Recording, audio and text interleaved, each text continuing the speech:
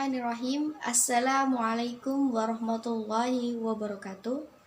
Alhamdulillahirabbil alamin wa bihi nasta'inu ala umuri dunya waddin wassalatu wassalamu ala asrofil anbiya'i wal mursalin wa ala alihi wa sahbihi ajmain amma ba'd. Yang terhormat Bapak Dr. Harjani Efni LCMA selaku dosen mata kuliah Ilmu Komunikasi Islam. Pada kesempatan kali ini saya akan memaparkan tentang fungsi komunikasi Islam, salah satunya yaitu fungsi bimbingan.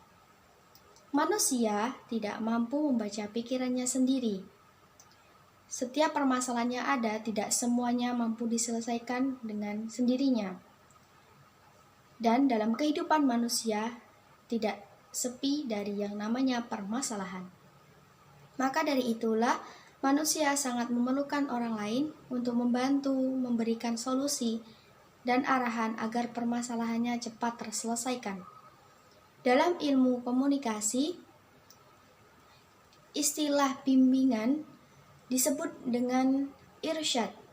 Secara bahasa, irsyad berasal dari kata rosyada yang artinya mencari jalan yang benar.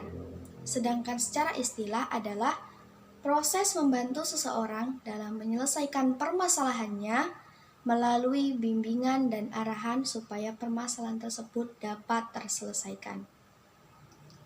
Disebutkan dalam Al-Quran surat At-Taubah ayat 115 yang artinya, dan Allah sekali-kali tidak menyesatkan suatu kaum sesudah Allah memberi petunjuk kepada mereka, sehingga diajarkannya kepada mereka tentang apa yang harus mereka jauhi. Sesungguhnya Allah Maha mengetahui segala sesuatu. Ada beberapa contoh dalam kehidupan sehari-hari. Yang pertama yaitu konseling individu. Terjadi antara satu orang dengan orang lain atau dua orang saja. Misalnya ada seseorang yang meminta bimbingan kepada kita. Yang dapat kita lakukan yaitu banyak mendengarkan keluhan dari orang yang minta bimbingan, kemudian mencari latar belakang dari permasalahan yang ada. Setelah mendapatkan latar belakang yang ada, maka tugas kita yaitu membimbing, kemudian mengarahkan agar orang tersebut mampu menyelesaikan permasalahannya. Yang kedua yaitu konseling kelompok. Kita lihat dalam lingkup sekolah, ada siswa yang terlambat. Bukan hanya satu, tapi beberapa. Dijadikan satu kelompok, kemudian dimasukkan ke dalam ruang BK, mereka diberikan bimbingan dan arahan agar mereka tidak mengulangi kesalahan yang sama.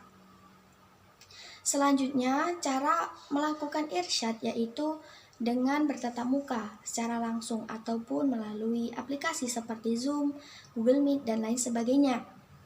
Selanjutnya terjadilah percakapan, dan percakapan dalam komunikasi Islam disebut dengan hiwar. Di sini terjadi percakapan memuat ahsanu qaulan atau perkataan yang baik, tidak menyakiti hati yang mendengarkannya, kemudian dengan cara yang sabar. Memuat juga tentang qaulan baligon atau perkataan yang membekas kepada hati, sehingga orang yang kita bimbing termotivasi atas kata-kata kita dan tidak berputus asa atas permasalahan yang dihadapinya. Selanjutnya juga mengedepankan qaulan layyinan, yaitu perkataan yang lemah lembut, sehingga tidak memojokkan orang yang kita bimbing dan psikologis orang tersebut tidak akan terganggu. Dalam irsyad juga memuat tentang wasiat. Wasiat adalah amanat atau pesan atau informasi yang disampaikan kepada orang lain atau orang terdekatnya. Sebagai contoh, apabila ada orang yang hendak meninggal, ia akan mewasiatkan kepada sanak saudaranya untuk membagi harta warisannya sesuai ketetapan yang ada, dan perkataan tersebut termasuk ke dalam qaulan syadidan atau perkataan yang benar. Dan ada pula contoh yang kedua, yaitu ketika orang tua menasihati atau memberikan wasiat kepada anaknya agar senantiasa melaksanakan sholat dan mengerjakan amal soleh. Dan itu termasuk dalam perkataan qaulan ma'rufan atau perkataan yang baik, baik untuk di dunia maupun di akhirat.